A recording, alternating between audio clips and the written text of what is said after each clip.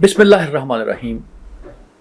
ممتاز مفتی نے پروین شاکر کے متعلق کہا تھا کہ پروین شاکر تم بلیسڈ ہو، اور جو بلیسڈ لوگ ہوتے ہیں ان کا مسئلہ یہ ہوتا ہے کہ وہ تنہا رہ جاتے ہیں۔ پروین شاکر جوانی میں انتقال کر گئے ایک حادثے میں، لیکن ان کو بڑے آہوں کے ساتھ، محبت کے ساتھ رخصت کیا گیا، دفن کیا گیا۔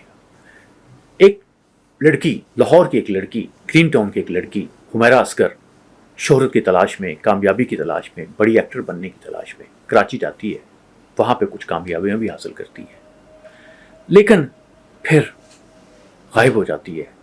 8 ماہ کے بعد جب اس کے فلیٹ کا دروازہ توڑا جاتا ہے تو اس کی لاش برآمد ہوتی ہے۔ یہ ایک بہت بڑا سانحہ ہے، یہ ان تمام لوگوں کو چونکا دینے والا ہے، یہ ان ضمیروں پہ دستک دینے والا ہے، ان لوگوں کے ضمیروں پہ دستک دینے والا ہے جو صرف بات کرتے ہیں تو مختلف سکینڈلز کو، مختلف واقعات کو اپنی شہرت کے لیے، اپنے فائدے کے لیے، اپنے لائکس حاصل کرنے کے لیے استعمال کرتے ہیں۔ لیکن یہ ایک بڑی دکھ کی بات ہے کہ جب ایک لڑکی، پنجاب کی ایک لڑکی، گرین ٹاؤن کی ایک لڑکی کراچی پہنچتی ہے تو وہ تنہا رہ رہی ہے۔ وہ 40,000 کرائے کے ایک فلیٹ میں رہتی ہے، وہاں اور کوئی شخص نہیں ہے۔ اب تک اس کے فونز جو ہیں ان کا تجزیہ کیا جا رہا ہے، اس کی لاش کا پوسٹ مارٹم ہو رہا ہے، اور ابھی تک کسی نے کسی شخص پہ شک کا اظہار نہیں کیا۔ ہلکی سی بات نکلی تو پھر ایک ہنگامہ تو مچ جائے گا، لیکن اصل مسئلہ یہ تھا، جو مسئلہ اب تک نظر آیا ہے وہ یہ ہے کہ نہ اس کی کسی کو پرواہ نہیں تھی۔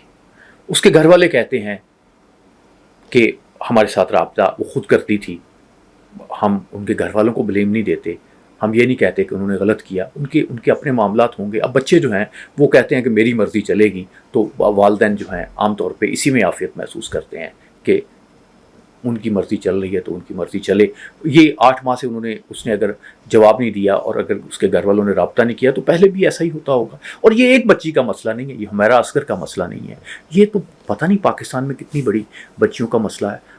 انڈیا میں بھی اور پاکستان میں بھی بے شمار بچیاں ایسی ہیں جو شہرت کی تلاش میں، جو دولت کی تلاش میں اپنے گھروں سے نکل پڑتی ہیں۔ ایسے بے شمار نوجوان ہیں جو نکل پڑتے ہیں۔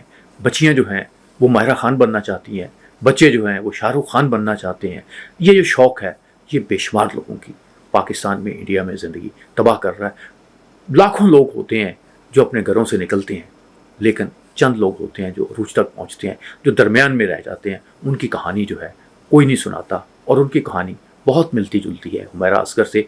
وہ اکثر آپ یہاں ایونیو اسٹوڈیو ملتان روڈ پہ کبھی جانے کا اتفاق ہو، بے شمار لوگوں سے، آپ کے ایسے لوگوں سے ملاقات ہوگی جو ایکٹر بننے نکلے تھے اور وہ بالکل اپنی زندگی تباہ کر بیٹھے۔ بہت سی بچیوں سے ایسی ملاقات ہوگی جنہوں نے اپنی زندگی جو ہے اس شوق میں تباہ کر لی۔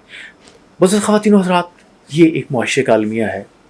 اور دوسری بات یہ ہے کہ ایک دکھ اس بات کا بھی ہوا کہ بہت سے لوگوں نے کہا کہ جی یہ تو جی دیکھیں جی اس نے ہم اسلام پہ عمل نہیں کیا، اس نے دوسری چیزوں پہ عمل نہیں کیا، اس لیے یہ دیکھنا پڑا۔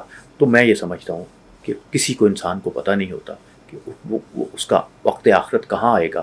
یہ بزرگ قدرت اللہ شہاب جیسے بزرگ دعا کرتے تھے کہ خاتمہ بالخیر کی دعا کرنا چاہیے، تو خاتمہ بالخیر کی دعا کی اس کی مسلط جو ہے مجھے حمیرہ اصغر کی اس موت سے، المناک موت سے مجھے نظر آتی ہے کہ آپ کو کچھ پتہ نہیں کہ آپ نے کب فوت ہونا ہے، کیسے فوت ہونا ہے۔ اس لیے جب دوسرا کوئی اس انجام سے دوچار ہو تو اس کو بزنس نہ بنائیں۔ یہ ایک دکھ کی بات ہے، نہ تو حمیرہ اصغر کے والدین کو بلیم دینے کی ضرورت ہے۔ کوئی شخص جو ہے، کوئی فیملی اپنے بچوں کو دکھ نہیں دیتی چاہتی، ان کے اپنے مسئلے ہوں گے، ان کے اپنے معاملات ہوں گے۔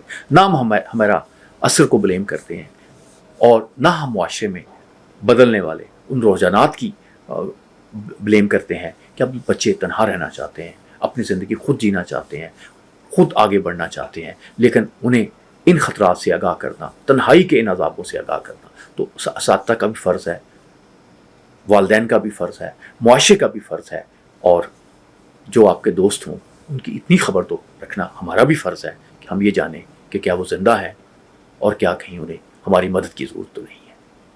اللہ آپ کا حامی ناصر۔